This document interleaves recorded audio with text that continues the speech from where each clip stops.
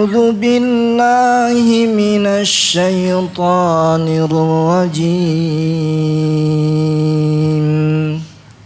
ما كان للنبي والذين آمنوا أن يستغفروا للمشركين ولو كانوا أولي قربى من بعد ما تبين لهم أنهم أصحاب الجحيم وما كان استغفار إبراهيم لأبيه إلا عن موعدة وعدها إياه فلما تبين له أنه عدو لله تبرأ منه إن إبراهيم لأواه حليم. بسم الله الرحمن الرحيم. الحمد لله رب العالمين إياه نعبد وإياه نستعين ونصلي ونسلم على عبده ورسوله محمد وعلى آله وصحبه أجمعين. أما بعد رب اشرح لي صدري ويسر لي أمري واحلل عقدة من لساني يفقه قولي. اللهم ألهمني رشدي وقني شر نفسي سبحانك لا علم لنا إلا ما علمتنا إنك أنت العليم الحكيم وتب علينا إنك أنت التواب الرحيم. اللهم يا معلم إبراهيم علمنا ويا مفهم سليمان فهمنا. اللهم علمنا التأويل. قال الله تبارك وتعالى, Allah Subhanahu wa taala berfirman dalam surat At-Taubah pada ayat 113 dan 114. Ma kana lin-nabiyyi wal-ladzina amanu an yastaghfiru lil-musyrikin walau kanu uli qurba min ba'di ma tabayyana lahum annahum ashabul jahim. Allah Jalla wa Ala berfirman yang artinya tak layak bagi Nabi dan orang-orang beriman memintakan ampunan kepada Allah bagi orang-orang musyrik sekalipun mereka adalah kerabat mereka, sekalipun mereka adalah kerabat setelah nyata bahwasanya mereka adalah penghuni neraka jahim. Wa ma kana istighfaru Ibrahim li abihi illa an mau'idatin wa'adaha iyyah. Dan tidaklah permohonan istighfar Ibrahim kepada Allah Jalla wa Ala untuk ayahnya kecuali karenalah janji yang telah dia janjikan kepada ayahnya. Falamma tabayyana lahu, tatkala nyata bagi Ibrahim bahwasanya dia aduun lillah, ayahnya adalah musuh bagi Allah, tabarra'a minhu, maka Ibrahim pun berlepas diri pada ayahnya. Inna Ibrahima la'awwahun halim, sesungguhnya Ibrahim adalah hamba yang senantiasa kembali kepada Tuhannya, yang lemah lembut. Ikhwatir kiram yang dimuliakan oleh Allah Subhanahu wa taala, Al-Imam Ahmad rahimahullah menceritakan kepada kita dengan sanadnya dari Ibnu Musayyib, Sa'id bin Musayyib, dari ayahnya Al-Musayyib, dia berkata, lamma hadarat Abu Talib al-wafatu, tatkala kematian datang menjemput Abu Talib, yaitu dia pamannya Nabi yang mulia sallallahu alaihi wasallam, paman yang membelanya mati-matian, paman yang mengasuhnya sejak kecil, paman yang mengetahui kebenaran agama yang dibawa keponakannya. ya, tapi tak mau masuk Islam, tak mau mengucapkan kalimat syahadat. Tatkala kematian datang menjemput pamannya Abu Talib, dakhala alaihi an-nabiyyu sallallahu alaihi wasallam indahu Abu Jahl. Maka Rasulullah SAW masuk karena ketika itu ya masih ada kesempatan untuk mendakwakannya. Ruh belum sampai di kerongkongannya. Rasulullah SAW berada di sana, dan di sana ada pula Abu Jahal, Amr bin Hisham, sahabat karibnya di masa jahiliyah sebelum Rasulullah SAW diutus menjadi nabi. Wa Abdullah bin Abi Umayyah. Abu Jahal diiringi di sampingnya Abdullah bin Abi Umayyah. Maka ketika Abu Talib ini akan wafat, ada 3 orang yang berdekatan dengannya. Nabi, Abu Jahal, Abdullah bin Abi Umayyah. Ketiga-tiganya ya berdekatan dengan Nabi, dengan Abu Talib, yang di ujung daripada kehidupannya di dunia ini. Faqala ay am, maka berkatalah Rasulullah SAW, wahai pamanku, qul la ilaha illallah, katakanlah kalimat la ilaha illallah. Kalimatan uhajju laka biha indallah. Kalimat inilah semoga akan dapat menjadi hujah bagiku untuk memberikan syafaat untukmu kelak di sisi Allah di hari kiamat. Dan ini menunjukkan kepada kita orang tak akan mungkin masuk ke dalam pintu Islam sampai mengucapkan 2 kalimat syahadat. Kalimat la ilaha illallah pintunya. Meskipun seseorang meyakini kebenaran Islam tapi tak mengikrarkan kalimat syahadat dengan iman, keyakinan, maka dia tak akan pernah dianggap bagian daripada kaum muslimin. Syarat masuk ke dalam Islam adalah an-nutqu bisyahadatain. Mengucapkan 2 kalimat syahadat. Harus ya. Katakan kalimat la ilaha illallah. Kalimat inilah yang semoga dapat kujadikan hujah bagimu kelak untuk memberimu syafaat di hari kiamat. Dan ini menunjukkan kepada kita syafaat Nabi hanyalah dapat diberikan kepada orang-orang mukmin. Tak laku bagi orang-orang yang tak beriman, meskipun kerabat Nabi. Subhanallah, tak berguna. Bahkan tak berguna untuk ayah Nabi SAW, tak berguna untuk ibu Nabi yang mulia SAW. Dan ini menunjukkan kepada kita kekerabatan sejati, bukan kekerabatan dibangun di atas darah dan nasab, tapi kekerabatan sejati adalah yang dibangun di atas agama. Dialah sesungguhnya saudara kita yang hakiki. Subhanallah. Dialah sebenarnya saudara kita hakiki yang diikat dengan jalinan iman. Ukhuwah imaniyah adalah ukhuwah yang tak akan lepas sampai hari kiamat. Adapun ukhuwah persaudaraan dibangun di atas nasab, ya, persahabatan dibangun di atas kesukuan, persahabatan yang dibangun di atas kepentingan politik, kepentingan dunia, seterusnya adalah persahabatan yang akan berakhir di dunia ini, ya, maksimalnya sampai orang mati. Setelah itu habislah segalanya. Berkata Allah Jalla wa Ala, al-akhillau yawma idzin ba'dhum bi ba'din aduwwun illa al-muttaqin. Semua orang yang saling ya berkasih sayang satu sama lain, semuanya menjadi musuh satu dengan yang lain, kecuali persaudaraan orang-orang beriman yang dibangun atas ketakwaan. Maka berkatalah ketika itu Abu Jahal, faqala Abu Jahlin wa Abdullah bin Abi Umayyah, berkatalah Abu Jahal dan Abdullah bin Abi Umayyah, ya Abu Talibin, wahai Abu Talib, atarghabu an millati Abdul Muttalib?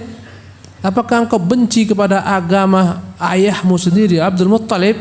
Redakah kau tinggalkan agama ayahmu? Dan itu agama nenek moyang kita. Ya. Qala falam yazala yukallimani, berkata Musayyib, kedua-duanya terus berusaha merayu agar Abu Talib tidak mengucapkan kalimat syahadat. Allahu Akbar. Dan ini menunjukkan betapa bahayanya teman. Kalaulah bukan karena takdir Allah, kemudian dengan sebab keduanya ada di sisi Nabi, di sisi Abu Talib ketika akan wafat, niscaya Abu Talib akan mengucapkan 2 kalimat syahadat. Subhanallah. Tapi amrun qad qudhiya, keputusan telah diputuskan Allah SWT. Abu Talib tak akan mungkin beriman. Walaupun di sana ada sebabnya adalah teman. Karena itu loh, orang yang selamat adalah orang yang pandai dalam milih teman dalam segala bab, teman dalam bekerja, carilah teman yang saleh. Teman yang paling terdekat adalah istri, carilah istri yang saleh. Ya, teman yang paling dekat adalah tetangga, carilah tetangga yang saleh.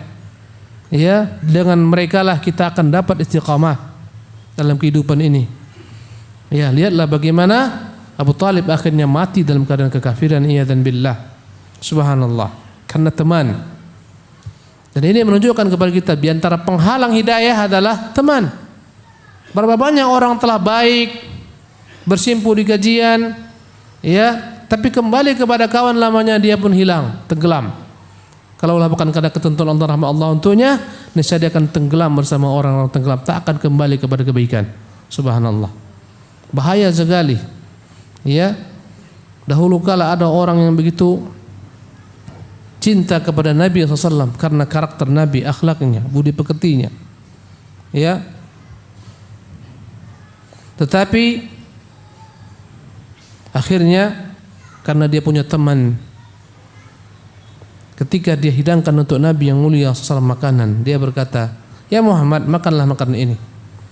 Dia menjamu Nabi karena dia cinta kepada akhlak Nabi yang mulia SAW. Ya, maka kata Rasulullah, "Saya tak akan makan kecuali kau bersyahadat." Karena Nabi melihat dia telah condong kepada Islam. Dia berkata, "Tak apa, aku akan ucapkan syahadat sebagaimana kau minta." Maka dia pun meninggalkan syahadat. Nabi menganggap dia bagian daripada kaum muslimin. Kemudian pulanglah temannya dari safar. Ya, temannya bernama Umayyah bin Khalaf, pemimpin orang-orang musyrik, tuannya Bilal. Ya, maka dia berjumpa dengan sahabatnya ini. Dan dia berkata, "Ku dengar engkau telah masuk Islam, mengikuti agama Muhammad. Apa sebenarnya berita ini? Benarkah demikian?" "Demi Allah, kalau benar, kau tak pernah lagi bersahabat denganku selama-lamanya. Kita putuskan hubungan sampai di sini. Engkau menjadi musuh bagiku karena kau ikut agama Muhammad." Ya, karena pertemanan yang begitu akrabnya sejak lama, mungkin sejak kecil, sejak masa muda. Akhirnya dia berkata, "Tidak, aku hanyalah sekedar berbasa-basi kepada Muhammad. Aku ingin menarik hatinya. Sebenarnya aku tak beriman dengannya." Berkatalah Umayyah bin Khalaf, "Kalau kau benar-benar tak beriman dengannya, kau datangi dia, ludahi mukanya." Subhanallah. Akhirnya Allah halangi dia untuk melakukan hal itu terhadap Rasulullah SAW, dan dia terbunuh pada perang Uhud. Ya, sehingga turunlah ayat dalam Al-Quran Al-Karim mengkisahkan orang ini. Allah berfirman, "Yauma ya'addu zalimu 'ala yadayhi." Pada hari orang zalim menggigit kedua tangannya karena penyesalan, karena geramnya dengan dirinya, dia gigit dua tangannya. Yaqulu, dan dia berkata, "Ya laitani, aduhai kalaulah dulu, ittakhadtu ma'ar rasuli sabila, kalaulah dahulu aku ikuti jalan Rasul Muhammad sallallahu alaihi wasallam. Ya laitani lam attakhidh fulanan khalila, aduhai kalaulah dahulu aku tak jadikan si fulan sebagai sahabatku, tak akan di sini tempatku di neraka jahanam. Laqad adallani 'anil dzikri ba'da idh ja'ani, sungguh dia telah sesatkan aku padahal aku telah dapat petunjuk sebelumnya." Subhanallah. Wa kana syaitanu lil insani khadula, sungguh syaitan senantiasa menghalangi manusia daripada kebaikan. Syaitan tersebut bisa dalam bentuk jin yang membisikkan kepada seorang agar tidak kembali kepada kebaikan, bisa dalam bentuk manusia yang senantiasa menghalangi teman-temannya kembali kepada kebaikan. Subhanallah, iyadzan billah. Maka inilah dampaknya ikhwatul kiram dalam segala hal. Carilah teman yang saleh. Andai kata kita berteman dengan penjahat, jadilah kita penjahat. Berteman dengan koruptor, jadilah kita koruptor. Berteman dengan maling, jadilah kita maling. Berteman dengan penzina, jadilah kita penzina. Bertemanlah dengan orang-orang saleh. Subhanallah. Kemudian jemaah yang dimuliakan Allah Subhanahu wa taala, hatta qala akhiru syai'in kallamahum bihi, akhirnya dia pun berkata, Abu Talib, ya, ala millati Abdul Muttalib, dia itu tetap memilih agama nenek moyangnya, agama ayahnya Abdul Muttalib. Dan ini penghalang kedua. Penghalang kedua adalah fanatik terhadap ajaran leluhur, ajaran nenek moyang, Alangkah banyaknya orang tak menerima hidayah karena berbenturan dengan tradisi leluhurnya. Ya. Ini penyebab paling banyak membuat orang tersesat dimasukkan ke dalam neraka jahanam karena pengaruh daripada ada tradisi yang diwariskan oleh orang tua mereka turun temurun, menghalangi orang untuk memegang kebenaran, memeluknya, melakukannya karena dianggapnya menyelesaikan adat istiadat. Subhanallah. Maka ini penghalang begitu beratnya bagi orang-orang untuk dapat hijrah, meninggalkan kesesatan kepada petunjuk, meninggalkan bid'ah kepada sunnah, meninggalkan syirik kepada tauhid kepada Allah Subhanahu wa taala. Inilah penyakit Abu Talib, dan ini pula penyakit Abu Jahal yang ada di tempat itu. Subhanallah. Suatu ketika bertanya seorang kepada Abu Jahal, Abu Jahal, namanya Abul Hakam, kunyahnya, aslinya Amr bin Hisham. Wahai Abul Hakam, bagaimana sebenarnya engkau dengan Muhammad? Takkah kau beriman dengan dia? Bukankah dia seorang sosok yang jujur, tak pernah berdusta? Apa kata Abu Jahal? Hakikatnya aku tahu dia itu benar, tak pernah berdusta. Ya, aku tahu apa yang disampaikan itu hak.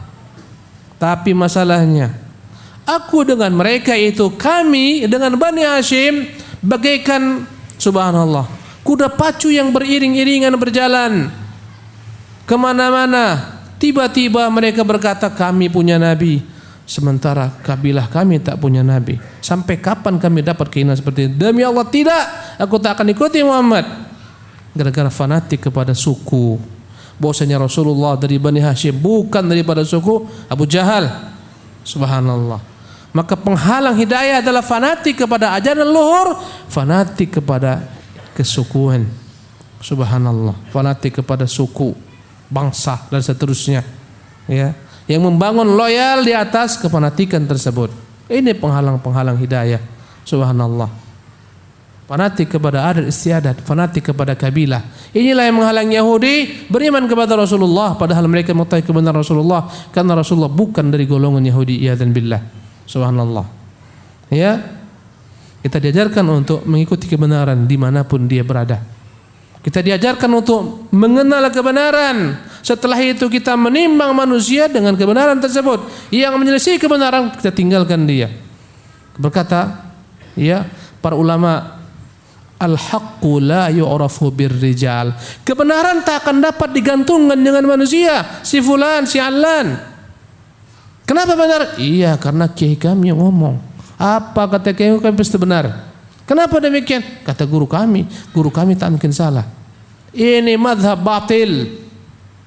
Al-haqqu la yu'rafu birrijal. Kebenaran tak digantungkan dengan manusia. I'rifil haqqa ta'rifur rijal. Tapi kau kenali, pelajari kebenaran, niscaya kau akan tahu, engkau akan mengetahui siapakah lelaki-lelaki sejati yang berada di atas jalur kebenaran. Kita dilarang taklid. Belajarlah, pelajari manhaj yang hak, sehingga kita enggak ikut-ikutan. Kenapa kau lihat kajian Ustaz si fulan? Iya, aku tengok banyak kali di YouTube namanya. Kalau aku tulis namanya muncul pertama kali. Oh, itu standarmu. Iyalah, tandanya dia orang alim. Siapa mengatakan demikian?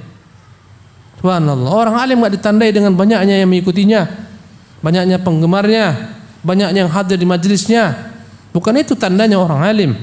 Orang alim ditandai dengan meniti jalur kebenaran. Subhanallah. Maka kenalilah kebenaran, kau akan tahu siapa orang-orang yang berada di atasnya. Subhanallah. Jemaah ini muliakan oleh Allah Subhanahu wa taala.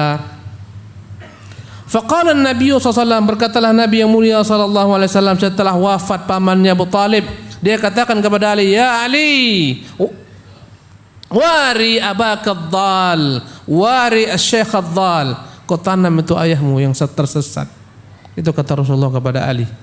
Ini menunjukkan walaupun kafir tapi tetap wajib ditanam, haknya sebagai manusia.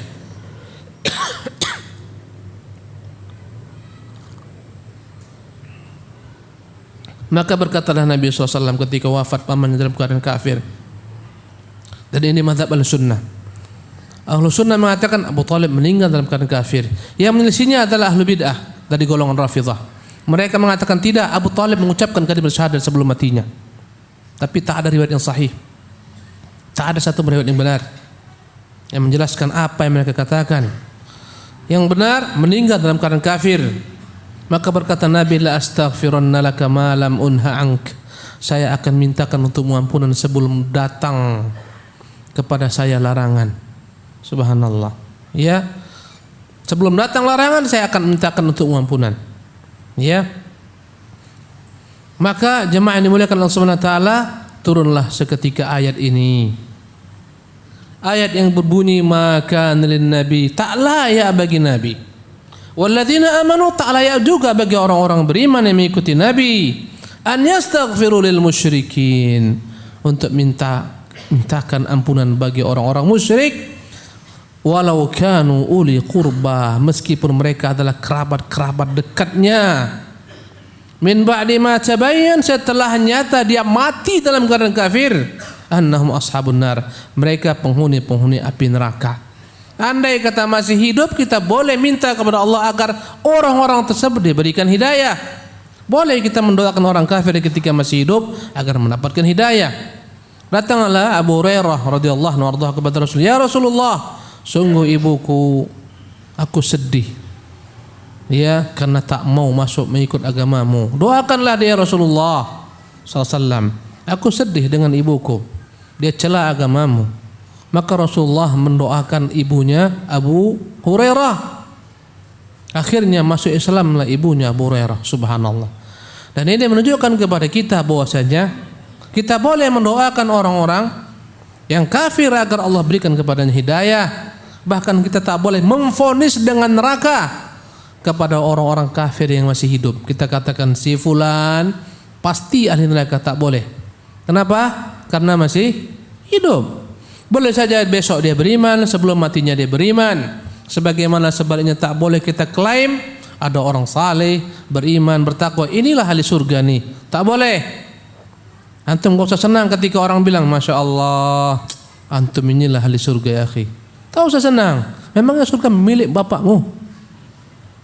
Surga milik Allah. Tak boleh kau katakan demikian.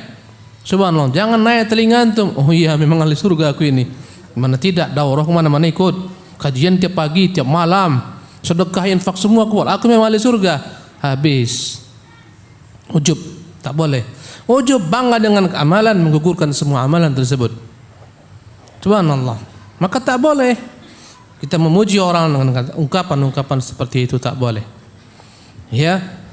Sebagaimana orang tak boleh memuji dirinya mengatakan aku ahli surga, tak boleh pula dia memuji orang lain mengatakan dia ahli surga, kecuali jika ada dalamnya nas dari Rasulullah sallallahu alaihi wasallam, barulah boleh kita katakan. Kita katakan khulafaur rasyidin di surga. Kenapa? Karena ada nasnya. Sa'ad di surga, Sa'ad ya bin Abi Waqqas ya di surga, Sa'id bin Zaid di surga, Talha bin Ubaidillah di surga, Abdurrahman bin Auf di surga, Az-Zubair bin Awam di surga, ya Abu Ubaidah Amir bin Jarrah di surga. Ini semuanya memang ada nasnya. Bilal di surga. Begitulah seterusnya. Yang tidak ada nas tak boleh kita katakan si fulan di surga. Bahkan mengatakan si fulan mati syahid pun tak boleh. Enggak boleh. Sehingga kita tempelkan di namanya gelar fulan asy-syahid. Tak boleh. Wa ma adraka annahu syahid. Dari mana kau tahu dia syahid? Apakah kau mengetahui perkara gaib? Engkau tahu dia dalam kuburnya bagaimana? Tak bisa. Subhanallah. Jemaah yang dimuliakan oleh Allah Subhanahu wa taala, turunlah ayat ini.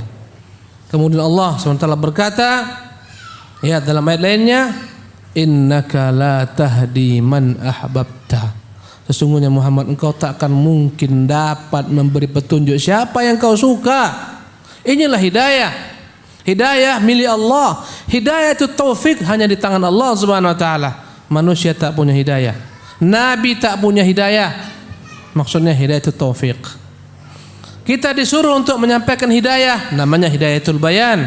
Hidayah dibagi dua, hidayatul bayan, hidayah taufik. Hidayatul bayan ini yang tak dimiliki oleh manusia, tak dimiliki oleh Ibrahim sehingga tak beriman ayahnya kepadanya, tak dimiliki oleh oleh nabi-nabi lainnya. Nabi Nuh, subhanallah, tak memiliki hidayah sehingga anaknya tersesat kafir, istrinya kafir.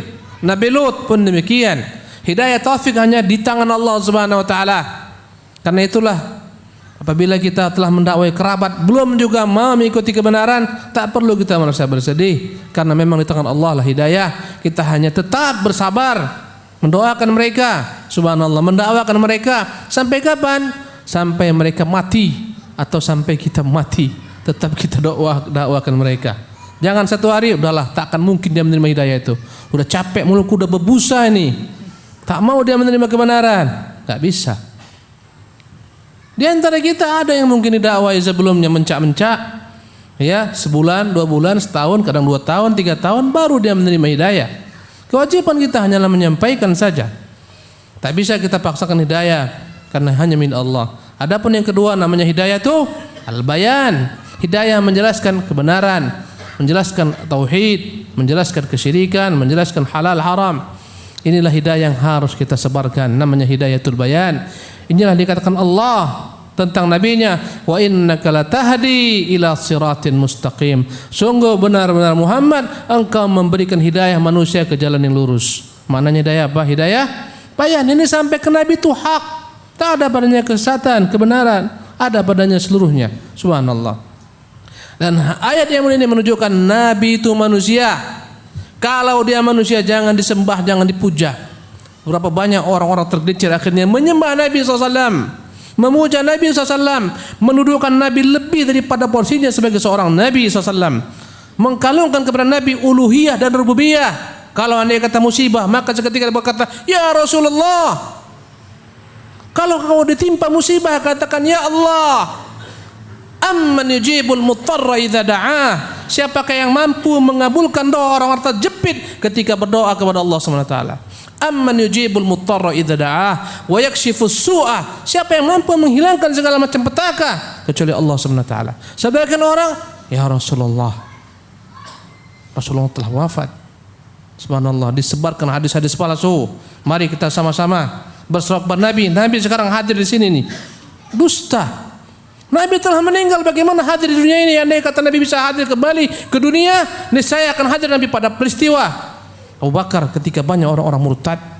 Subhanallah, tak pernah ceritanya sahabat melihat Nabi kembali hadir di dunia, kecuali bualan kaum-kaum sufi yang tersesat, ahli tarikat yang tersesat, yang mengatakan sebagian mereka, tarikatku ini Nabi yang langsung membenarkan, keluar dari tangannya dari kuburan, dia salami pemimpin tarikat kami. Percaya? Dari kuburan Nabi keluar tangan, membayar pemimpin tarikat kami. Percaya antum? Hanya orang-orang tak punya akal yang percaya. Subhanallah. Ya, aneh-aneh memang mereka. Subhanallah. Nabi yang mulia telah wafat dan beliau adalah orang yang paling utama di muka bumi ini. Tetapi beliau bukanlah Tuhan, tak memiliki uluhiyah ataupun rububiyah. Tak boleh disandingkan kepadanya pujian-pujian berlebihan, mengungkapkan bahwasanya dialah pemilik langit dan bumi. Subhanallah. Wa min judika dunya wa dharratiha, di antara kedermawananmu wahai Nabi, engkaulah pemilik dunia dan akhirat. Kalau Nabi milik dunia dan akhirat, Allah milik apa lagi? Subhanallah. Itu ungkapan syair yang mereka sebutkan. Bahkan itu diperdengarkan, bahkan itu diperlombakan, bahkan mereka lebih hafal dengan syair tersebut daripada Quran. Ya. Allahu Akbar. Maka Nabi itu manusia. Dari mana kita tahu manusia? Doanya ada Allah Ta'ala. Apa doanya? Dia berdoa agar pamannya dapat petunjuk. Tidak Allah berikan kepada dia petunjuk. Subhanallah. Menunjukkan Nabi berdoa dan Allah Ta'ala doanya. Subhanallah. Maka ikhwatul kiram ini muliakan Allah Subhanahu wa taala, turunlah ayat ini menyatakan innaka la tahdi man ahbabta. Engkau tak akan mampu memberikan petunjuk siapa yang kau kehendaki wahai Muhammad. Nabi tak mampu mendatangkan manfaat bagi seorang pun makhluk di bumi ini. Siapa yang mengatakan? Nabi sendiri mengatakan. Maka jangan meminta kepada Nabi SAW. Rasulullah SAW naik ke puncak gunung Safa. Dia panggil ketika itu kerabat-kerabatnya. Dia berkata kepada kerabat-kerabatnya. Subhanallah. Di antara perkataan Nabi, wahai Safiyah, bibi Rasulullah SAW, tebuslah dirimu daripada azab Allah. Aku tak mampu memberikan manfaat apapun untuk dirimu. Kepada Safiyah ditujukan. Bahkan terakhir dia katakan, wahai Fatimah, putri Muhammad, minta kepadaku harta yang kumiliki. Aku tak mampu menebus dirimu daripada azab Allah Subhanahu wa taala. Allahu Akbar. Nabi mengatakan demikian. Kita bukan merendahkan Nabi, tapi menempatkan Nabi pada tempatnya. Sebagian orang salah dalam mencintai Nabi SAW, menempatkan Nabi lebih daripada sekedar Nabi, bahkan disamakan dengan Tuhan Rabbul Alamin, pemilik dunia, pemilik akhirat. Bahkan mereka mengklaim Nabi mengetahui semua yang terdapat dalam Lauh Mahfuz. Allahu Akbar. Ya, mereka berkata, wa min ilmika ilmul lauhi wal qalam, di antara ilmumu engkau mengetahui apa yang terdapat dalam Lauh Mahfuz dan apa yang digoreskan oleh pena di Lauh Mahfuz. Kalaulah Nabi tahu yang dalam Lauh Mahfuz, apalagi milik Allah Subhanahu wa taala. Udahlah, jadikan dia sebagai Tuhan, iyadzan billah. Tak mungkin. Nabi tak tahu perkara gaib. Siapa yang bilang? Allah. Qul, katakan wahai Muhammad, lau kuntu a'lamul ghaibah, andai kata aku tahu perkara gaib, lastakthartu minal khair, pasti aku akan banyak berbuat kebaikan. Wa ma masani su', aku tak akan dapat dikenai kemudaratan sekalipun jua. Andai kata aku tahu perkara gaib, tak akan luka wajahku ini. Itulah kira-kira. Pada perang Uhud, Nabi SAW luka wajahnya berdarah, gigi beliau copot sallallahu alaihi wasallam, lutut beliau berdarah. Andai kata Nabi tahu perkara gaib, tak akan mungkin dia datang menyongsong bahaya. Ya enggak? Subhanallah. Ini akidah kita. Tapi akidah kaum Rafidhah, akidah orang-orang Syiah mengatakan imam mereka yang 12 itu maksum. Mereka tahu perkara gaib. Lebih dahsyat daripada Nabi. Bahkan kata mereka, di antara hak imam kami bahwasanya mereka turut mengatur alam. Tak akan ada daun yang jatuh ke tanah kecuali dengan izin para imam kami. Hebat. Tapi bertentangan akidah mereka ini.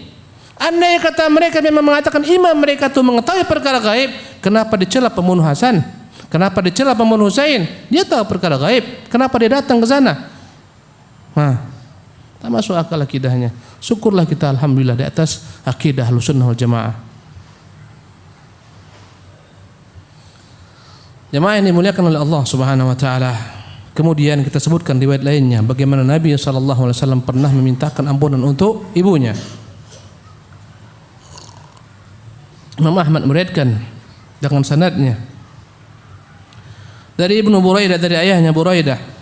Dia berkata, kunna ma'an Nabi sallallahu alaihi wasallam, kami berserta Nabi sallallahu alaihi wasallam.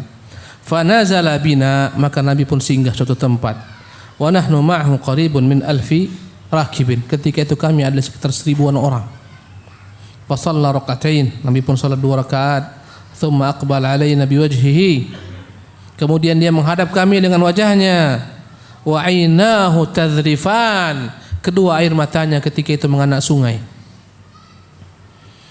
Faqama ilaihi Umar bin Khattab, maka Umar pun bangun menemui beliau sallallahu bertanya, ya, wa fadahu bil abi wal dia katakan, ku tebus engkau ya Rasul dengan ayah dan ibuku.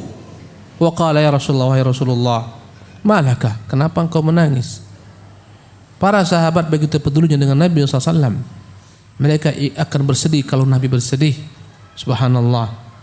Maka mereka bertanya, apa membuat engkau menangis ya Rasulullah? Qala, berkata Rasulullah, inni sa'altu Rabbi azza wa jalla, aku pernah minta kepada Tuhanku Allah azza wa jalla fil istighfar li ummi, agar aku memintakan ampunan untuk ibuku, ibu Nabi yang mulia sallallahu.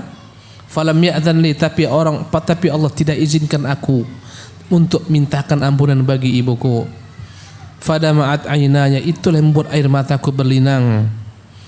Rahmatan laha minan nar, aku kasihan dia masuk ke dalam neraka. Subhanallah. Kata Nabi yang mulia sallallahu alaihi wasallam, ya, aku kasihan dia masuk neraka. Hadis ini banyak didukung oleh sejumlah hadis-hadis lainnya menunjukkan ibu Nabi kita termasuk daripada ahli neraka. Subhanallah. Yang mengingkari ini hanyalah ahlu bid'ah dari golongan Rafidhah dan sebagian daripada golongan Sufiyah, dan ada 1-2 ahlu sunnah menyebutkan riwayat-riwayat yang lemah, yang dhaif dalam perkara ini, yang tak sah, yang tak tegak dengannya hujjah. Sebagian Imam Suyuti rahimahullah menyebutkan riwayat yang lemah dalam bab ini, bahwasanya orang tua Nabi kedua-duanya mukmin dan seterusnya, lemah. Yang sahih tidak. Subhanallah. Dan hadis itu akan dibenarkan ketika diteliti siapa perawi-perawinya, dan hadis akan menjadi lemah berkaitan dengan perawi-perawi yang bermasalah. Maka hadis yang sahih, kedua orang tua kita, kedua orang tua Rasulullah SAW, keduanya tidak beriman, keduanya ahli neraka. Kalaupun mereka ribut, mereka berkata, bagaimana Allah SWT masukkan kedua-duanya ke dalam neraka padahal Nabi belum lagi diutus. Kita katakan semua orang-orang yang mereka itu mengikuti agama kesyirikan, mereka terancam masuk neraka karena telah ada agama Ibrahim. Mereka berhaji, bangsa Arab itu haji, bangsa Arab tawaf, bangsa Arab bertalbiyah. Mereka juga berkorban untuk Allah, tapi berkorban juga untuk sembelihan, berkorban untuk berhala mereka. Bangsa Arab bahkan memahat patung Ibrahim, memahat patung Ismail, diletakkan dua-duanya dalam Ka'bah. Subhanallah. Ada agama Ibrahim, ada agama Ismail, tapi telah mereka selewengkan. Dan yang pertama kali menyelewengkan agama Ibrahim, seorang bernama Amr bin Luhai dari suku Khuza'ah. Dialah yang pertama kali masukkan ke dalam Jazirah Arabia berhala-berhala dari Syam. Adalah Amr bin Luhai ini seseorang yang ahli ibadah, taat, beragama, sehingga dicintai orang, dermawan, orang melulukan dia. Tapi bukan orang memiliki ilmu.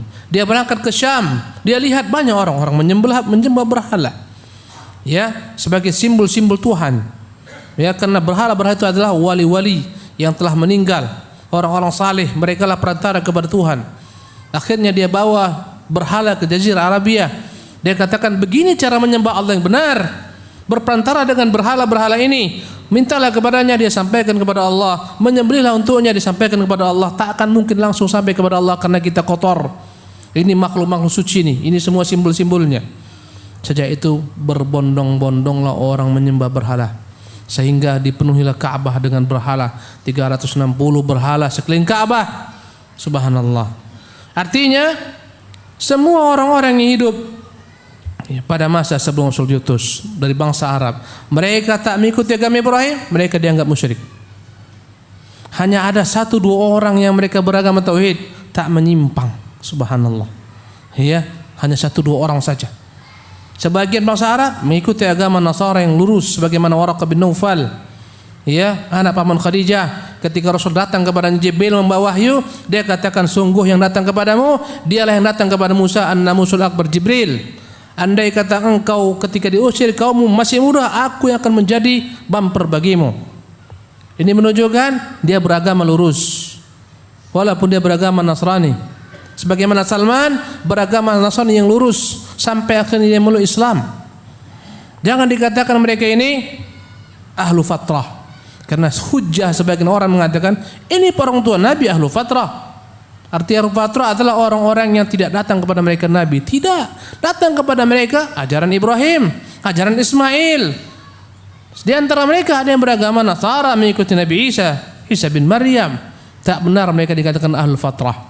Kalaupun kita benarkan mereka ahlu fatrah, kenapa rupanya Allah SWT mengetahui bahwasanya ahlu fatrah, mengenai hukum ahlu fatrah, orang-orang yang tinggal di pedalaman yang tak mengenal adanya risalah, yang tinggal di padang pasir tak mengenal adanya kenabian, mereka disebut ahlul fatrah. Di hari kiamat Allah akan kumpulkan mereka semua, Allah uji mereka untuk menegakkan hujjah, dan Allah mengetahui bagaimana nasib mereka kelak. Allah buatkan api, mereka disuruh masuk. Yang masuk ke dalam api, mereka semuanya ahli surga. Yang membangkang, mereka ahli neraka. Subhanallah. Boleh saja walaupun dikatakan mereka ini ahlul fatrah, tapi mereka lah orang-orang yang telah Allah ketahui bahwa mereka akan menjadi ahli neraka. Tak sulit bagi Allah Subhanahu wa taala. Maka inilah jawaban-jawaban kita. Allahu Akbar. Dan ini menunjukkan kepada kita bahwasanya tak akan mungkin kita doakan walaupun orang tua kita yang mati dalam keadaan musyrik. Allahu Akbar. Dan ini menunjukkan kepada kita jemaah sekalian betapa mahalnya hidayah yang harus kita jaga. Bayangkan orang terdekat Nabi enggak dapat. Kita ini bukan anak Nabi. Kita bukan keturunan Nabi, kita bukan Habib, tapi Allah sayang kepada kita, Allah berikan kepada kita hidayah. Subhanallah. Allahu Akbar. Demikianlah kajian kita ikhwatul kiram. Ayat berikutnya ayat 114 insyaallah kita lanjutkan di kesempatan yang lain. Bersisa waktu sekitar 4 menit, kita menjawab beberapa pertanyaan yang sempat terjawab.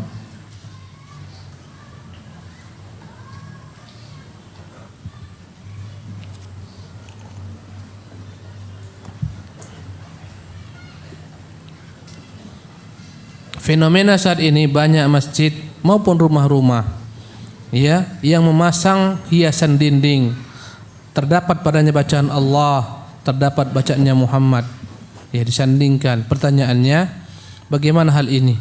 Kita katakan ini tidak ada contohnya. Allah bukan dituliskan, digantungkan di mobil, bukan itu.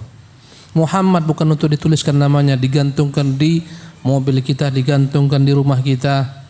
Bukan, bahkan tak boleh pula kita buat tato di sini atas nama Allah Muhammad. Bukan itu tanda cinta kita. Cinta dibuktikan bukan dengan tulisan, tapi bagaimana kita mengamalkan apa yang diperintahkan oleh Rasulnya. Subhanallah. Maka perbuatan ini perbuatan yang menyelisihi sunnah. Subhanallah.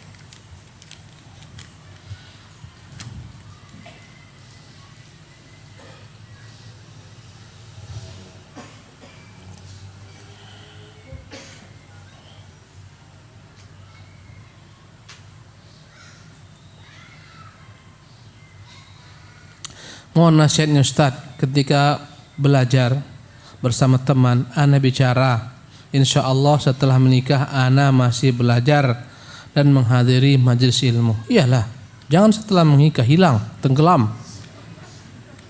Ya, bahaya kalau anda kata menikah buat antum terhalang daripada kebaikan, itu menikah yang mendatangkan musibah. Seharusnya setelah menikah semakin mantap ngaji, semakin dahsyat ikuti kebenaran, semakin kuat, ya, semakin ngaji, semakin menikah, semakin hilang. Masih bulan madu seminggu sekali, ya, udah bulannya enggak madu lagi, dah 2 minggu sekali, sebulan, 3 bulan, daurah aja baru ngaji, lambat laun hari aja baru ikut. Namun ketika sudah menikah, qadarullah dia ma'assalamah sekarang, ma'assalamah. Ini bahaya yang buat persoalan ini. Campur-campurnya bahasa ini bahasa Arab. Sekarang dia sudah ma'assalamah. Artinya apa? Udahlah, selamat jalan. Tak mau lagi dia ngaji. Subhanallah, mohon dinasihati. Ya, karena itulah antum kok nikah itu, carilah istri buat antum semangat untuk ngaji. Bukan istri buat antum malas mengaji. Subhanallah. Ya, cari yang membuat antum semangat mengaji, berdakwah, berkorban untuk dakwah, berbuat kebaikan. Subhanallah. Cari istri seperti itu. Mandai kata kurang satu, tambah satu lagi supaya lebih mantap. Mengajinya tambah kuat. Ya. Cuman Ustaz Afif. Ustaz, bagaimana hukum salat Jumat bagi pekerja di laut, pelaut? Apakah benar disunahkan untuk mengqasar salat bagi pelaut atau lebih utama salat di awal waktu? Andai kata mereka itu bekerja di tengah laut dan mereka itu banyak kaum muslimin di sana, apa salahnya mereka buat salat Jumat? Tak ada salahnya, buat di sana. Apabila memang jaraknya jauh dari darat, mereka itu dianggap musafir terus menerus, mereka pun mengambil rukhsah, mereka tak salat Jumat juga tak mengapa. Mereka tak salat Jumat, mereka mengerjakan zuhur qasar, tak mengapa. Ya, tapi andai kata mereka membuat Jumat juga tak mengapa, tak salah, tidak boleh bid'ah, boleh saja. Ya, tapi bukan suatu keharusan bagi musafir melaksanakan salat Jumat. Wallahu tabaraka wa taala alam. Assalamualaikum warahmatullahi wabarakatuh.